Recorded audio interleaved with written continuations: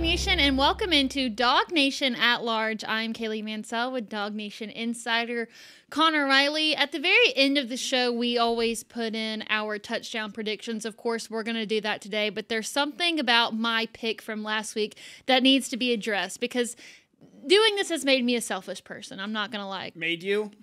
It has increasingly, how about that? It has made me a more selfish person. So, of course, when Connor got his last week, I was upset in the moment. And then I think I told you, good job. I took Gunner Stockton. I know a lot of people already had issues with the kneel because it ruined their betting against the spread or the over-under.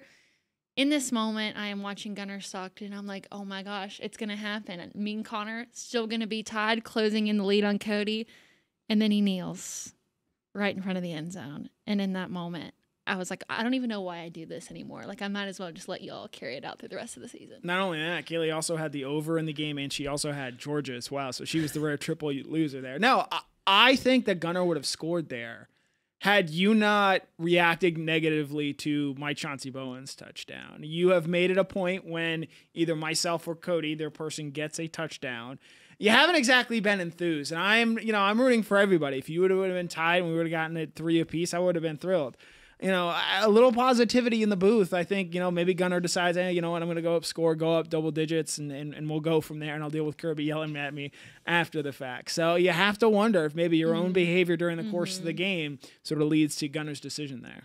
I would say that is total BS. However, I actually feel like the reason that Georgia didn't cover the other day was because Mike took Florida in our Go With The Flow show that we do every Wednesday. So maybe it is the consequences of my own actions, and at some point I have to start asking myself, am I the problem? But here's the thing. Gunner did the right thing, especially considering what happened at Auburn. So, I mean, you can't be upset about that. It was honestly like a cool moment because I do feel like it was falling on the sword for Florida right there at the end to know that he didn't even have to score.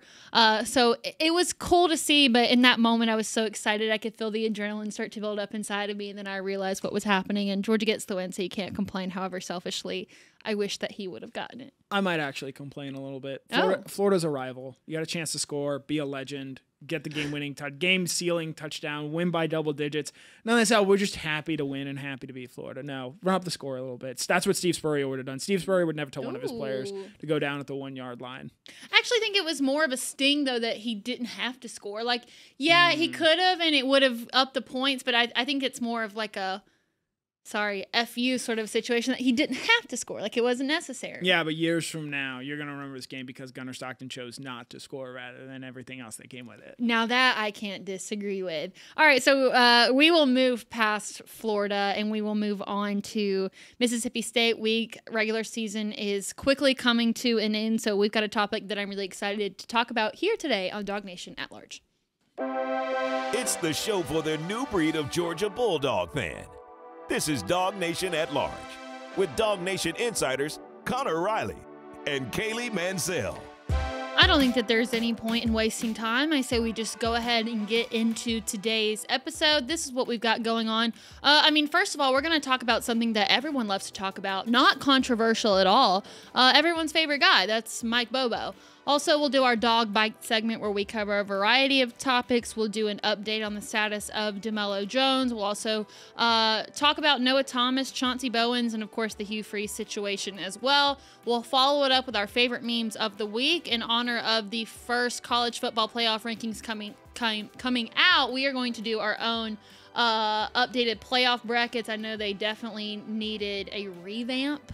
And then, of course, we'll do touchdown predictions. So I want to go ahead and start with Mike Bobo. And honestly, the reason that I wanted to talk about this today was because at the end of the Florida game, right there midway through the fourth quarter, when Georgia's getting the ball back and they have the opportunity to take the lead, I was sitting next to Mike, and Mike goes, "It's Mike Bobo time." And I kind of just looked at him, and I was like, do you mean that in a positive way or a negative way? And he was like, no, in a positive way. Like, he's going to get this done. And it kind of just had me sitting there for a moment because I was like, It is crazy how much the narrative around Mike Bobo has shifted just from last year to this year. The fact that Mike Griffith in that moment trusted so much in Mike Bobo to be able to accomplish this final drive, because let's face it, I mean, these dogs are hard to kill. But then I started thinking to myself, like, I do feel as if there's been a lot of heat taken off Mike Bobo this year. And the noise has been fairly quiet, but I think even just Mike's small comment about that really put things into perspective for me. So one, I want to acknowledge the fans out there that are never going to give Mike Bobo the credit he deserves. There, that section of the fan base until Georgia wins the national championship, and quite frankly, I think even when Georgia wins the national championship with Mike Bobo, I think fans are still going to hold on to that. And we could have had more. I think Mike Bobo has done an unequivocally great job this year. And yes, there are limitations with this Georgia offense. It is not as loaded as, say, the 2023 unit was, which he got after taking over for Todd Monken. It does not, in my opinion, have the same personnel that Georgia had in 2021 and 2022, especially when you look at the NFLers that they had. But in terms of the hand that he has been dealt, I think he's done a fantastic job getting the most out of Gunner Stockton, and I think that is a big reason why this Georgia team this year is where they are right now, where they still very much control their own destiny, because Mike Bobo is having as great a year as he is. You know, I think when it comes to some people, it's never going to matter. Their opinion is already settled on Mike Bobo, but for those whose opinions are for sale, I feel like they're more in favor of him this year. Okay, how else am I supposed to say it? Those who are maybe not as hard and fast and never being Bobo people. Sure, you could say that too. I guess it's just the selfishness in me. I don't know. You know, when you go back and look through the numbers from the last few years, it feels like 2023 and 2024, Bobo took a lot of criticism, but in 2023, Georgia second in scoring offense in the SEC, 2024 fifth in scoring offense in the SEC. This year for 2025, Georgia is currently ninth in scoring offense. So the numbers are down, but it feels like the narrative has shifted in his favor. So why is it that you think that people's opinions have changed, even though the numbers don't reflect what people think? I think the reason the numbers feel different, and that contributes to the attitudes that we see towards Bobo, go back and reconsider the schedule in 2023. We were still doing a divisional format at that point in time. You were getting to see South Carolina. You were getting to see Missouri. You were getting to see a bad Vanderbilt team. In this new wave SEC, where I think, let's be honest, Georgia got a more difficult schedule than the rest of the league. I'm not saying they had the most difficult. I think Oklahoma probably feels the most upset about what they've got. But you look at what Ole Miss has to play, what Missouri has to play. Georgia has a more difficult schedule in that sense. And so when you have to play in Alabama, when you have to play Texas, when you have to play an Ole Miss team who've all been top 15 teams these past 2 seasons, that just naturally makes it more difficult, in addition to the annual games you have against Florida, Tennessee, and Auburn. So I think the schedule is a big reason why, and I think there was some time to adjust to that, where last year it maybe didn't fully set in, but now that we know what the SEC grind is going to be like, at least for this year and next year, I think moving forward it evens out as a conference a little bit more. I think that now that we've gotten familiar with this and know that, hey, Georgia's not just going to roll over teams every week, there has been, I believe, a fan adjustment to the schedule that they play, as opposed to seeing them against the South Carolina, seeing them against the Vanderbilt every week. I do feel like, though, from a Georgia fan perspective, a big theme that we've seen, especially throughout the course of this season, is acceptance.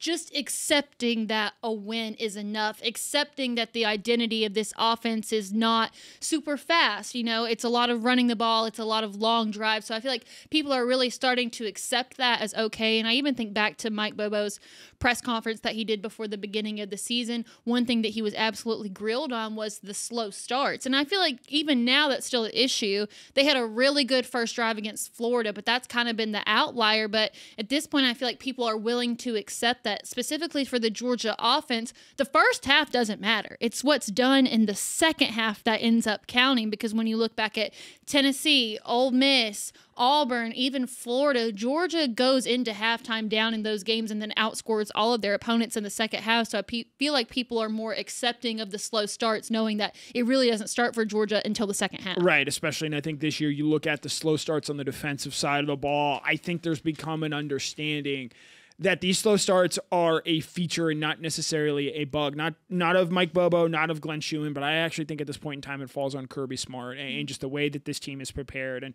we talk so much, and we hear Kirby Smart talk so much about wanting his team to be a 4-quarter team, and that has shown up. That has made the difference. That is the reason Georgia is 7-1 right now. But when you preach a 4-quarter mindset, for whatever reason, we have not seen Georgia come out and start the sharpest, and we have not seen them play a consistent 4-quarter game. Now, against Ole Miss, they were at their best in the fourth quarter. Against Tennessee, they were at their best in the fourth quarter and overtime. We just have not seen that on a consistent basis, and part of that is the way college football has changed nowadays. But the reality is that Georgia's a 4-quarter football team, both complimentary, but in some ways derogatory. They're not a full 60-minute football team in 2025. I feel like it's time that we bring Gunnar Stockton into this conversation now, because I do feel like the two go hand in hand. Now, this is a very special case for Mike Bobo, because anybody that is a fan of the Georgia program understands that there was a connection between Mike Bobo and Gunnar Stockton dating back to Gunnar Stockton's days at Rabin, and everybody knows that that's his guy. And I do feel like, how much everybody has respected Gunnar Stockton has also changed the way that they saw Mike Bobo. They are directly linked to one another. I feel like Bobo got pretty lucky that Gunnar Stockton has had a good season, is universally liked and well respected, because if it were the other way around, I think it would be even more criticism on Mike Bobo. So, as a result of what Gunnar's been able to do and the respect that he's been able to gain, I think in turn, Mike Bobo gets some of that as well. Yeah, you and I were talking pre-show. Gunnar is, I think, pretty easily the most likable quarterback that Kirby Smart has had in his tenure here. And, Jake Fromm, you have some things where you can nitpick, especially I think when Justin Fields came in and how the way the 2018 season played, and then even the 2019 season and how he performed that year. We don't need to go into Stetson Bennett and why people might not like him, nor do we need to spend a lot of time on Carson Beck. I think you can just check your social media from this past Saturday when they lost to SMU to see why people might not like Carson. But I do think that Gunnar's likability and the fact that Gunnar has showed week in, week out, he is improving. And I know we touched off the top of the show about him not diving in and scoring a touchdown at the end. That's a direct example of him. Okay, he made that mistake earlier in the year against Auburn. He internalized it, he learned from it, and he didn't repeat the same mistake. And while, yes, Gunnar still has ways I think he can improve and ways he can get better, the most encouraging thing we've seen from Gunnar is that he limits mistakes, and when he does make them, he doesn't make the same one twice. And I think that speaks to Mike Bobo putting him in consistently successful situations and ultimately getting the best out of each other. And this partnership has been incredibly successful for Georgia this year. I know you don't want to get too much into it, but this is also something that we had talked a little bit about before the show, specifically when it comes to Carson Beck. I think about being at SEC Media Days in Dallas before last year's season, and there was so much talk about Carson Beck and what the Georgia offense was going to be. And there were still some people who had things to say about Bobo, but not as much as there was when the season was going on, because I feel like once you started to see the decline of Carson, Bobo also got that in turn because he wasn't what everybody thought he was going to be. But I feel like dissimilar from Carson, obviously Gunner's got his legs, which just allows the Georgia offense to do more in general. And on top of what Gunner's done for Bobo, I think some of the offensive needs that Georgia addressed in the offseason by getting decent wide receivers, reestablishing a strong run game, this is just a more polished offense under Bobo. I really think that wide receivers being able to hold on to the ball and not drop it has also attributed to some of the favor that Bobo's gotten this season. So even though I do feel like the play calls are pretty similar across the board, it just feels like this team that he has right now executes it a lot cleaner. So you also have to give credit to them going into the portal and also in the high school ranks and getting the pieces that they need to help accommodate Gunner. Yeah, the talent. I mean, Zachariah Branch has been an absolute home run out of the transfer portal, and he's made a huge difference, not just for Gunnar Stockton, but I think this entire offense and the way that he has opened things up. And I know they're going to look to see and continue to get things from Noah Thomas moving forward there on the outside. I think that with Georgia in this offense and the way that things have gone this year, Gunner's running ability to me is perhaps the biggest difference, because that was not something that Carson did a year ago. Well, yes, he was a capable athlete. He was not using his legs to create positive plays. And, Georgia's doing a much better job of running the ball this year. And I simply think it's just because of the presence of Gunnar Stockton's rushing ability, where he's not rushing for 50 yards every week. He's not scoring a touchdown every week as much as Kaylee maybe would have perhaps liked that. But the threat of it, I think, is so important for what this Georgia offense is able to do and has made them much more difficult to defend. And so even that small, simple element where Gunner's a capable runner, he's not a great runner in my opinion, but he's good enough to get those third and shorts, to be an effective rusher in the red zone. And that, the presence of that, and Mike Bobo having that, not dissimilar to when they had it with Stetson Bennett, I think makes a huge difference for this Georgia offense. And I think that's something moving forward, if you're Kirby Smart, you just have to consider when you're building out a quarterback and you're looking for someone, you want someone who is willing to take off and willing to run, and their legs are a bit of a positive. And I do find it a little interesting. I don't think Ryan Puglisi or Ryan Montgomery fall into that category. So I'm going to be very interested, especially assuming Jared Curtis ends up coming to Georgia, how much his legs are a factor in the offense. Because as we've seen with Gunner this year, as we saw with Stetson, those have been so important to what this offense is able to do. So I feel like we've done a pretty good job at laying all the cards out on the table. But there is one more thing that we have to look into from the maybe why some of the criticism is off Bobo, and that's probably because this Georgia defense has not looked great, and this is no longer the coordinator that people are yelling at or tweeting about in the stands. So it could be one of those things that maybe it's a lesser of two evils type situation, but I actually think that more of this reflects on what Mike Bobo has been able to do and less of what Glenn Schumann has not done. Yeah, shout out to my buddy Chandler Jones. He's been on the I'm going to yell at Glenn Schumann first chain in the group text the last couple of weeks. And I do think some of it is justified, where, ultimately I do think Kirby Smart has a large hand in this defense and the way that they prepare and the way that they play. But hey, Glenn, when you're making $2 million, this is just sort of the reality that comes with that job title as Georgia's defensive coordinator, as their play caller. And look, the secondary has had its fair share of mistakes as well this season. But and I'm sure this is something Mike and Glenn even probably talk about, is the criticism that comes with this, with blocking that out, with trying to do your best on a week in, week out basis. Because look, for as long as Bobo has been at Georgia, dating back to 2001, and obviously his time as an offensive coordinator starting in 07 through 2015 and now back again, there's no one who's more equipped at blocking out the fan base noise, at blocking out the criticism, sometimes justified, than Mike Bobo himself. So my final thought on all of this is that, look, Mike Bobo is not perfect. This offense is not perfect. I don't know any fan base in college football that looks at their offensive coordinator and thinks, you know what, yeah, that guy's perfect. Everybody's going to have flaws within their scheme. But at the end of the day, apart from Alabama, in the moments where it's mattered most, Georgia has gotten it done. And I feel like now that people understand what this offensive identity is for this Georgia team, there is that level of confidence. And yes, they are the cardiac dogs, but they are hard to kill. And I think in the same way that Kirby Smart and Mike Bobo have instilled confidence in their team, that they always have a chance to win, I feel like in turn, maybe that's how the fans feel too. So I understand there are some people out there that your opinion about Mike Bobo is never going to change, but look at what he has done with this Georgia offense from the time that they started to the time now. I think that growth is undeniable. Yeah, and it's a team that can still get better this season. And so I think Mike Bobo, as Mike Griffith pointed out in that game against Florida when they absolutely needed to, they called a great drive. And look, again, it's not perfect. It's not 40 points a game like it was in 2023. I think, as we touched on, the schedule can be a part of that.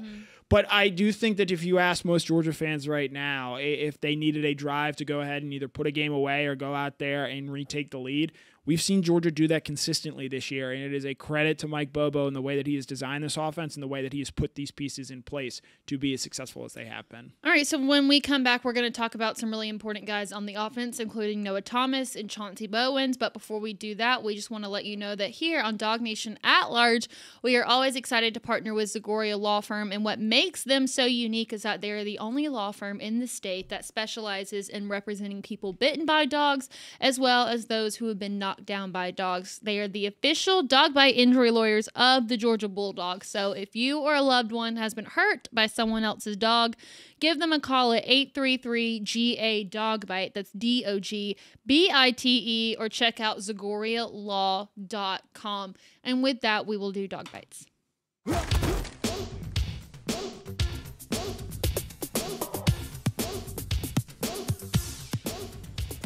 Let's go ahead and get the conversation kicked off with Dlo Jones, who last night listed on the injury report as questionable. Not sure what's going to happen with him, but let's just say Dlo Jones doesn't play on Saturday. Is it going to be one of those situations like last year at Kentucky where it's just going to be Dalen and Ellis on every single snap? Or, oh my God, is Daniel Harris going to make a return? Like, what's the expectation? I think in the event that Dlo Jones does not play, I think you're going to see a lot of Dalen Everett and Ellis Robinson. I think that is their plan.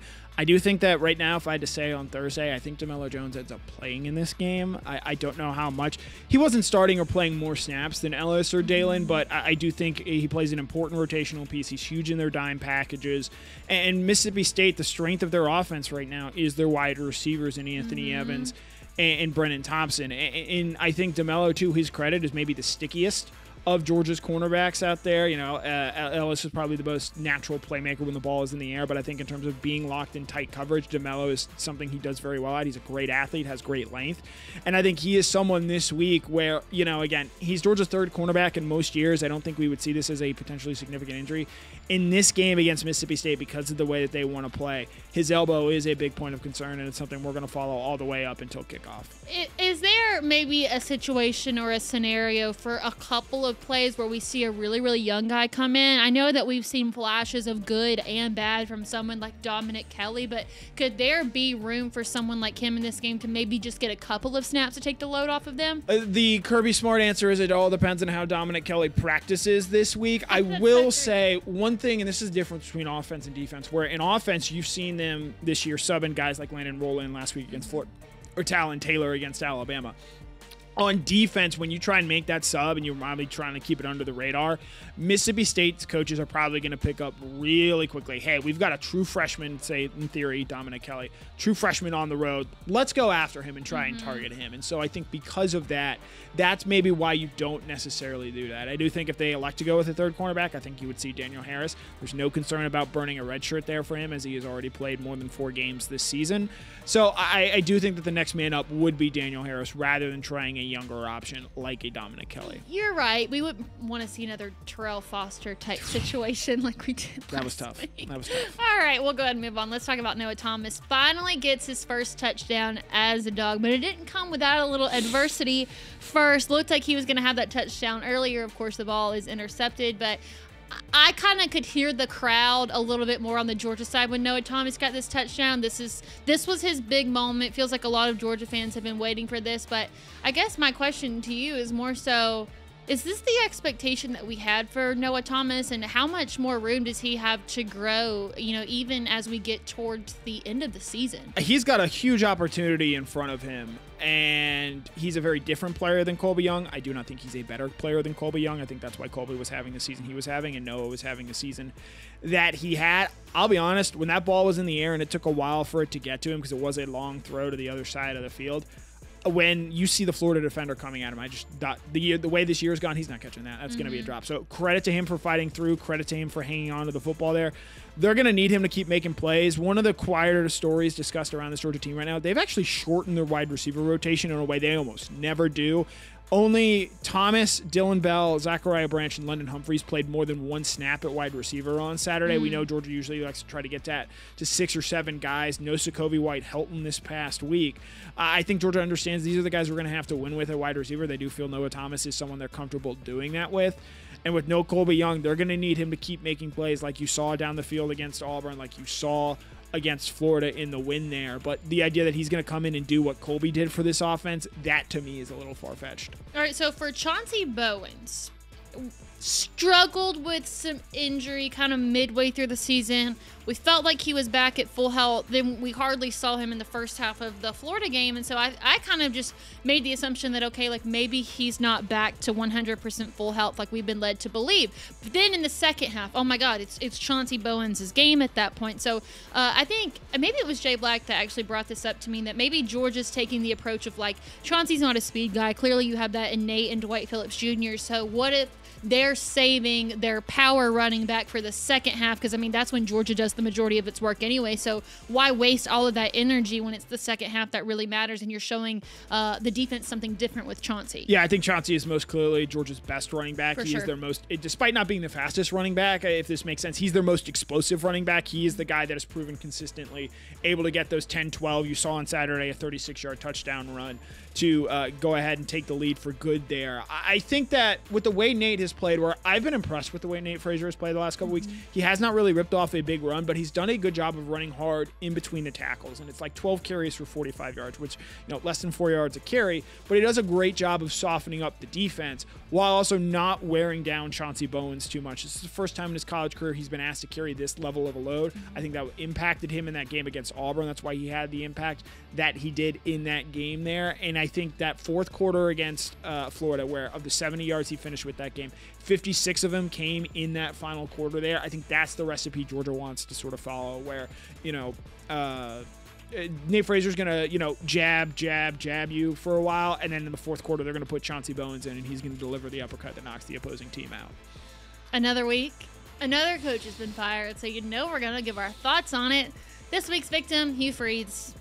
I thought they were going to do it a lot sooner. I actually think that the coaching carousel is what extended Hugh Freeze, because at that point, how many options do you have to turn to? If there's one thing I want to say about this, number one, I feel like Auburn is going to go completely opposite of everything that Hugh Freeze was.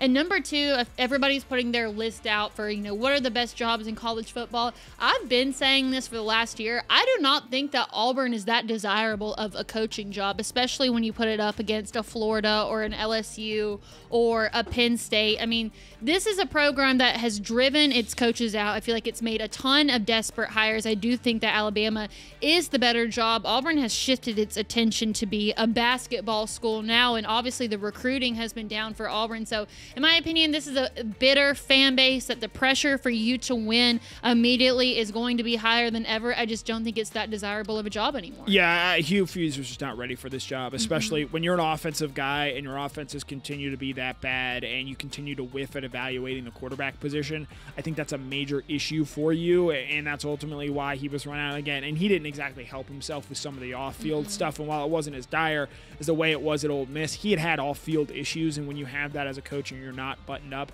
that is an issue there.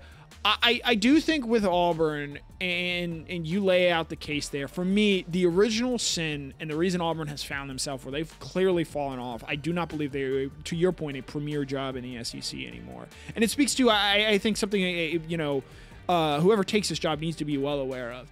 Go back to 2020 where they went 6-4. 2019, freshman Bo Nix, they beat Alabama there. They go 9-3 that season. 2020, COVID year, they don't have the year they want.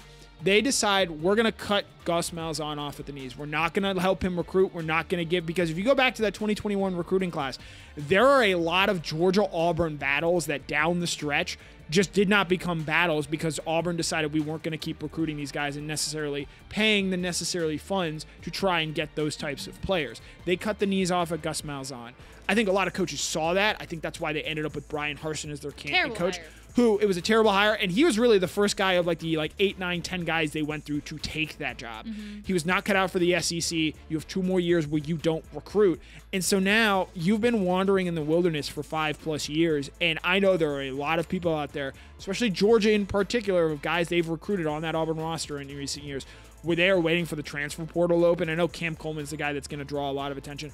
I think of a safety like Eric Winters. I think he is a guy where, yes, Cam Coleman's the prize. Cam Coleman, I think, is maybe going to be the biggest name that possibly goes into the transfer portal this offseason. If you're Georgia and you get Eric Winters, I think that clears up a lot of things at that safety position that you might have concerns about that we've seen this season. And there are going to be a lot of teams, for as talented as Florida is, for as talented as LSU is, I think there are a lot of teams circling that Auburn roster and saying, hey, we can do some really good grocery shopping here depending on how things go. All right, we got to move on. Let's talk about our other game. For me, there's really 2. One of them is Texas A&M and Missouri, and even though Missouri's playing without their starting quarterback, it's funny watching Texas A&M fans on social media because even they feel like they are bound for a loss at some point, especially over the next stretch of their games. Missouri has the opportunity to do it. Texas certainly does at the end of the season. So I feel like with each week we're going to a little bit learn more about Texas A&M, and I feel like even with a Missouri team without their starting quarterback, we're going to continue to see what kind of team they are. The second one is BYU and Texas Tech, and the reason I'm bringing that up is this will kind of foreshadow into our playoff picks later. I don't know what the committee's going to do about the Big 12 at this point in time. Are they going to give them 2 bids? Is it just going to be 1? I do feel like the style points in this game matters, the separation. If it's an absolute blowout win,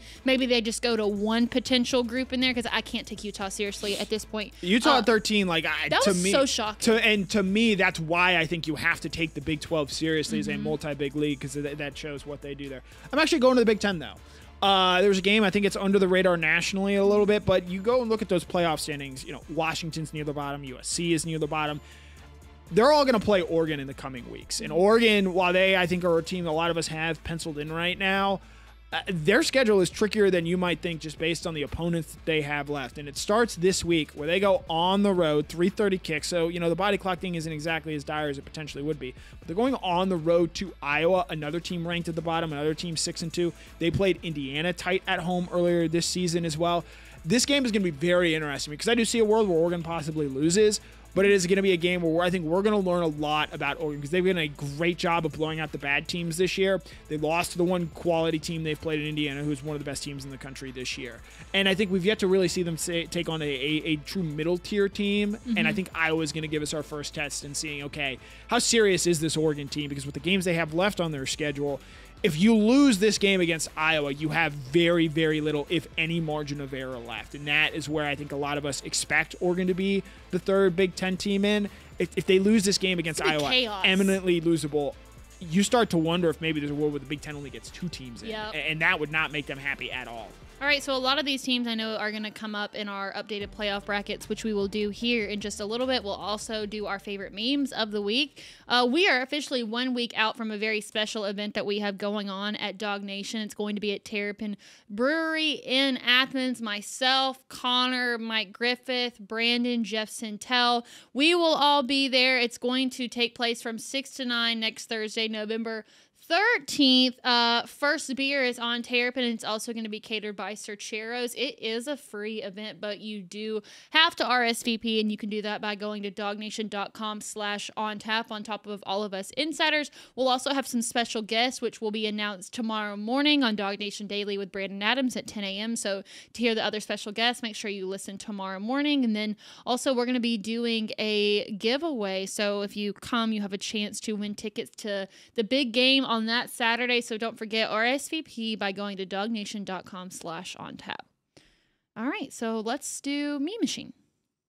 Who's that going down the track? Who's that coming down the track? It's a Meme Machine and Randy Black. It's a Meme Machine and Randy Black.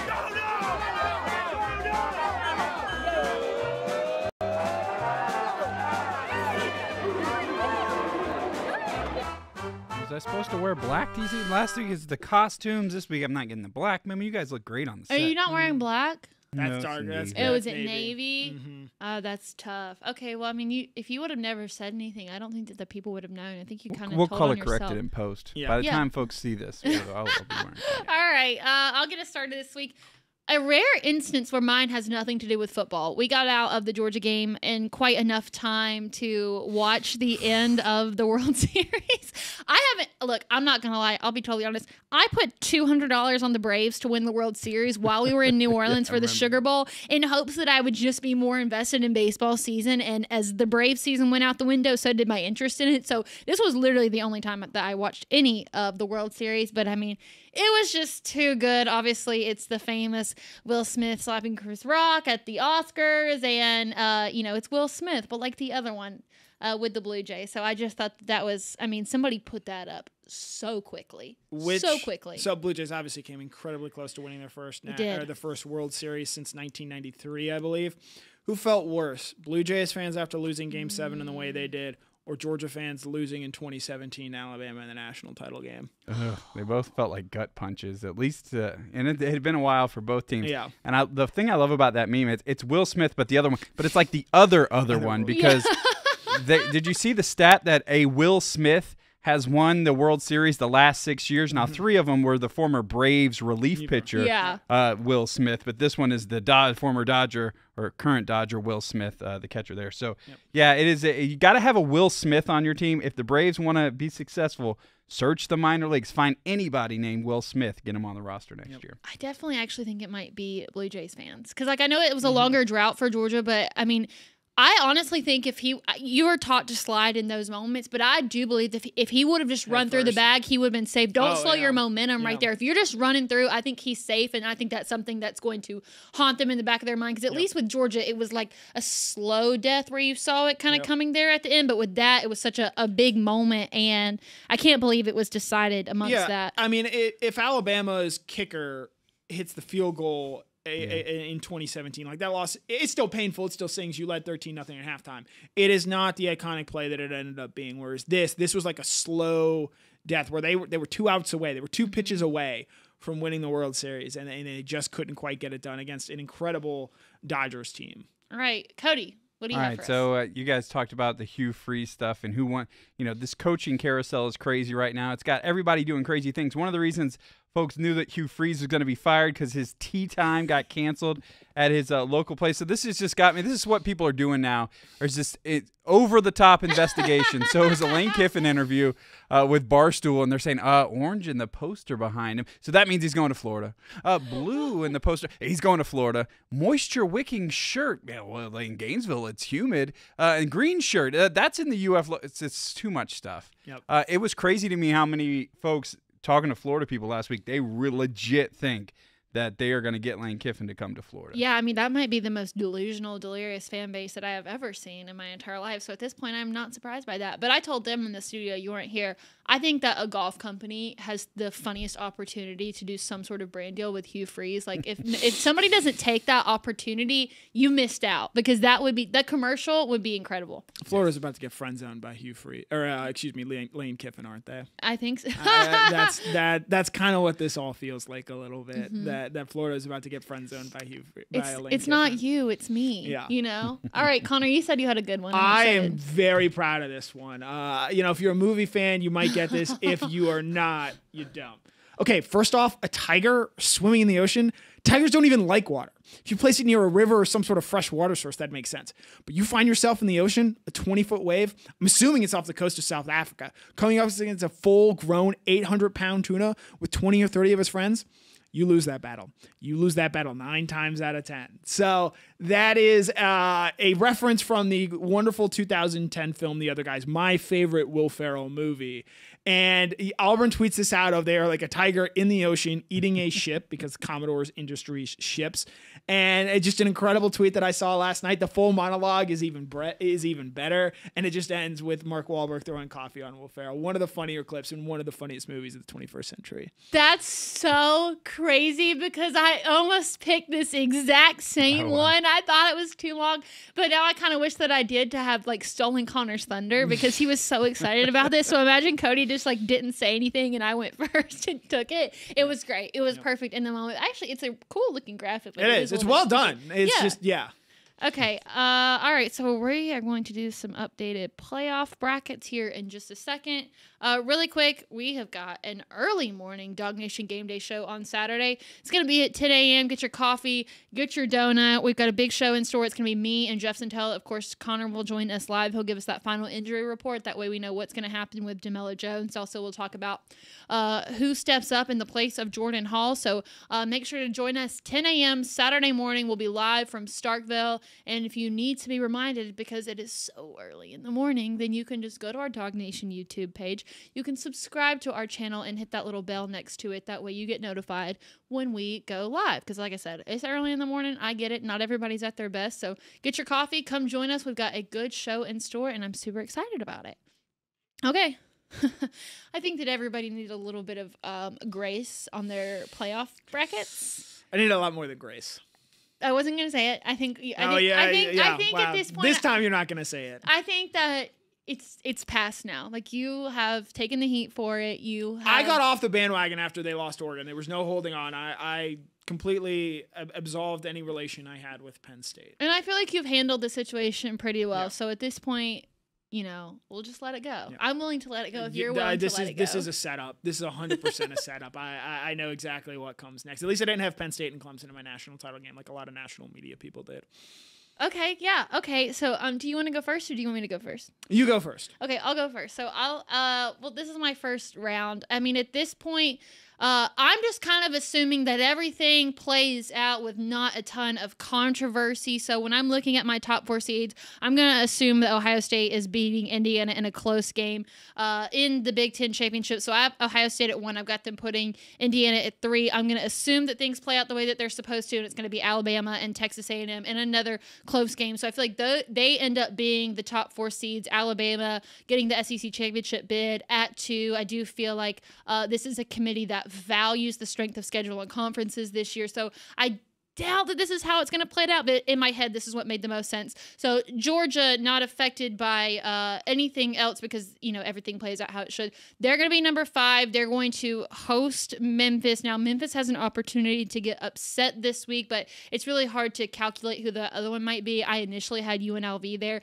I don't think that's going to be the case anymore. I also think that Ole Miss stays at number 6. Those two teams stay in place. I've got Texas Tech being the winner coming out of the Big Ten. So they're going to be my number 7 just because of where they're ranked right now. I don't think that they would put them above teams that are already ahead of them. And with that, Oregon, my 3rd team coming out of the Big Ten, they're going to stay at number 8. They would host Georgia Tech because the way I have this going is that Georgia Tech, even if they lose to Georgia, there's a chance that they would still win the ACC championship. So I'm sticking with it. I'm going to double down, but they are not going to provide them a home game because clearly the committee is not taking the ACC seriously at all at this point in time. I mean, if you didn't see it on Tuesday night, they've got Notre Dame at 10. If they move them up, I think that's crazy, but they're certainly not going to move them down if they win out. So I feel like it's safe to have them stay at number 10. I don't think that there's room for them to go any higher, but I mean, this is the College Football Playoff Committee. If Notre Dame can find a way to get in, they're going to do that. And then I've got BYU. I know Texas Tech and BYU play each other this week, but if it's really close and they don't have to battle it out in the championship again, I think that just where the initial rankings lied said a lot about how they feel about these two teams. And so that's kind of how I have it in my first round of the bracket. I mean, all of these teams can make a case for it, maybe just in a different order. So who do you have winning that Georgia Tech-Georgia game? Before that, I would say Georgia, right? Because if that's the case, I have a hard time seeing how Georgia Tech gets to 9 because then Tech would have 2 losses, and I'm assuming you have them winning the ACC. That's what I'm saying. As the ACC winner. Okay, I think if that's the case, where they you lose think to they would go to 11? I think they would slip down to 11. Okay. For my first round games, a lot of similarities. One notable difference that I have between you and I, especially among the top 4 seeds, I have Georgia getting a top 4 seed. I do not have Texas A&M. I have Texas A&M losing to Texas at Texas the last week of the regular season. In the event that there is a tiebreaker there between Texas A&M, Ole Miss, and Georgia, Georgia would advance to play in the SEC. However, as you know, I do not pick Georgia to beat Alabama when they meet up on the field, which is why I have Georgia at 4. I do see a world in which Georgia can get to that number 2 line. And again, so much of this comes down to matchups. I think, quite frankly, you'd rather face the winner of Ole Miss, South Florida, as I project to have Ole Miss at the 5 seed in USF to win the American. I think you'd rather see that than Notre Dame, Texas Tech at the bottom, who I believe you had that exact same matchup there. Did. I'll be very interested to see how they sort out if Miami gets to 10-2 and Notre Dame finishes at 10-2, how they reconcile that. Because Miami beat them head-to-head. Miami should get credit for scheduling that game. I think they should be rewarded for playing that game. But in the event that Miami doesn't get to 10-2, I think Notre Dame is so clearly in. But that should be the thing that they most worry about. I agree with you on BYU. I have them in as the second team there. I actually have Louisville in as the ACC champion. I think they're going to get revenge against Virginia. Now, they do have a trickier schedule compared to most of the ACC teams left, but I do think that they're going to they're the team I feel most confident about winning the ACC. And then I've got Oregon at 9, and I do think that is an Oregon team that has 2 losses at that point in time. I think one important mark of demarcation, but they're going to be the 3rd Big Ten team. They're going to be propped up because they do have a chance to get some nice wins. But some similarities there. I think the ACC team and the Group of 5 champion is the lone difference that we have right now. So 2 things. If you're done, are you done? I'm done. Okay, Louisville was your ACC dark horse, right? They were. Wow, look at us. See, this is me celebrating you. Woohoo! Also, with South Florida. What about the head-to-head with Memphis? Even if Memphis loses, how would that play out? I think that South Florida is going to get them in the ACC title or the AAC title game, and I think they're going. They don't they got to get to the American Conference title game, and I know it's a lot. It's really tricky because you have Navy up there, you have North Texas there as well. As USF does have the tiebreaker over North Texas, but I think that USF is going to get and play Memphis in that AC title game, and I think that's the team that's going to go on and advance. All right, well, let's go ahead and move on to our second round. I'm going to just talk you through these if that's okay. It's really not going to be that fascinating. So listen, the way this plays out, obviously Georgia gets the win over Memphis. They're going to play Texas A&M. I've got Oregon beating Georgia Tech. I think that Oregon is just more talented talented across the board. And with Haynes King, his health status is always kind of in limbo, especially if they have to play an extra game. I mean, they would have to win out in the ACC regardless. So I could see them losing like a crucial player in that sort of situation. I'm also going to take Ole Miss over BYU. And then I would take Notre Dame over Texas Tech in this scenario. So there we go. We'll have Georgia and Texas A&M that will face off against one another. It'll be Oregon, Ohio State. It'll be a rematch from, I think, the exact same game last year. And then Ole Miss and Indiana. And I've got Notre Dame playing Alabama, which, oh my gosh, that'd be a big brand money name. We have the same final 8 teams. Just the only difference is that I have flipped Ole Miss and Texas A&M, where Ole Miss and Georgia will play each other. And A&M and Indiana will play each other. I have Oregon beating Louisville. I have Notre Dame beating Texas Tech, setting up that matchup there for the quarters. Wow, our brains are really in sync today. All right, well, let's just go ahead and move on to the next one. We'll break it all down. I think that Georgia and Texas A&M are very similar teams. If you go look at, I mean, apart from the defense, if you look at their offenses, I think that Gunner and Mansell are very, very similar. And I also think that their run games are very similar too. So, I mean, at this point, it can't be that easy. I think that Georgia comes alive in the month of November. It kind of feels like Texas A&M has hit their peak already. So I would be willing to take Georgia and over Texas A&M, but it's also, I feel like that game is maybe kind of dependent on where that game is played. I think that would end up being a pretty big deal. I think so. Alabama, as the SEC Sugar. champ, would go to the Sugar. Ohio State would go to they would go play in the Rose Bowl. So Indiana, I believe, would go probably play in either Glendale for the other game there is in Miami, which is also where the national title will be hosted this year. So I think that if I had to guess, Georgia, Texas A&M is play probably the Cotton Bowl. No, Cotton Bowl is a semifinal this year. I thought it was Fiesta and Peach were the semis. No, I think it's. I could be wrong. I know the Peach is a semi. Okay. Yeah. That's all right. We won't get into that. Obviously, I think that Ohio State will have Oregon's number. I mean, Julian Sayin, best quarterback in college football right now. Also, to Jeremiah Smith. I know that's fine. You can take that, but just most consistent, I would say. I think the hottest quarterback, not like good-looking hot. Let me just preface that because all these are children. It's Ty Simpson, but most consistent has been Julian Sayin from start to finish. And then I just can't get behind Indiana just yet. Just yet. Okay. Wow. I don't know if it's just like the history of the program and because everything is so new. I just can't buy into that quite yet. And they could end up proving me wrong, but I'm just not ready to do that just yet. So I would have Ole Miss over Indiana. And then at the bottom Alabama over Notre Dame for sure. Okay. I went all chalk. I had Georgia beating Ole Miss. I think that fourth quarter of that Georgia-Ole Miss game was very telling. I just think Ohio State's a better team than Oregon this year. I think we're going to see some of the cracks with Oregon moving forward, and they won't be all they're quacked up to be right now. Yes, I did steal Mike's pun there. I do have Indiana. I have faith in this Indiana team. I think they're going to beat Texas A&M. I think you're going to have 2 SEC teams in Alabama and Georgia in the semifinals. I think you're going to have 2 Big Ten teams in Ohio State and Indiana in the semifinals. All right, so I think that we just play it out from here on Yep. out. Georgia and Ohio State. Y'all are going to hate it. I don't think that Georgia has the secondary to keep up with the Ohio State wide receiver core. I don't know that anyone does. No, and that's what it comes down to. I mean, we're sitting here concerned about can Georgia's secondary cover Mississippi State's wide receiver core. Yep. Ohio State, that's a whole different story. So just looking at that specifically, like the second half cardiac dogs is not going to be sustainable against a team like Ohio State. So I would have Ohio State playing in the national championship against an Alabama team. So not very sexy. It's very vanilla 1 versus 2. And then I'm going to stick it out with Ohio State. I just think that they have better players in their wide receiver group, and I don't know if anybody can go up against that. So you don't think Georgia's capable of coming back against Ohio State? Potentially in Atlanta, no less? I know that we've seen it happen before, but these are 2 totally very different CJ Stroud played in that last game, and he's I believe in his 3rd year in the NFL at this point in time, to illustrate how long ago 2022 was. I have the exact same national title game. I have Ohio State and Alabama, and I'm going to pick Alabama because if I'm right, I'm right, and if I'm wrong, that means Alabama doesn't win a national title. I would love for Ohio State also to not win one, but I'm just going to go with the emotional hedge there. A tale as old as time. Connor Riley picking Alabama. All right, so we took way too much time with that. Let's do touchdown predictions. Cody in the lead. I updated it from last week. Yep. He has 4 points. Connor has 3 points. I have 2 points. And moving forward, I will be more supportive of everyone else or whatever it is that Connor wants me to be.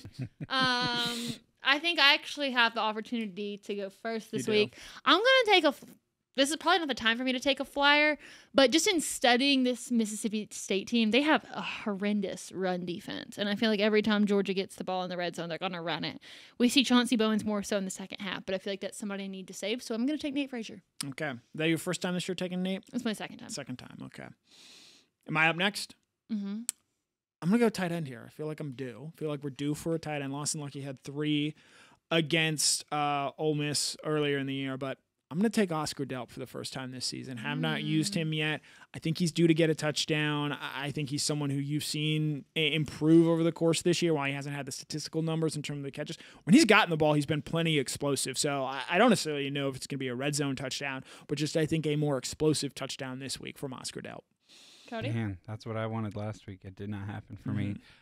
So this week, if Kaylee's taking Nate and you're taking Delp, I'll go Chauncey Bowens. I just got to get on the board here, and hopefully that keeps me It's getting going. tight. It is, we got a chance to be coming down the stretch, and potentially, I think last year we may have had a tie at the end. No, we did.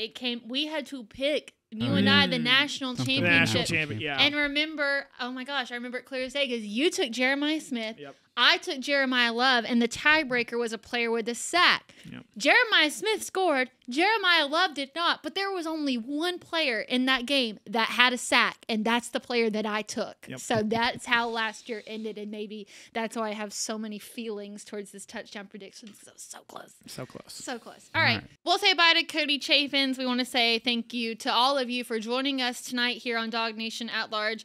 I'm Kaylee Mansell with Connor Riley. We'll see you right back here next week at 7 o'clock.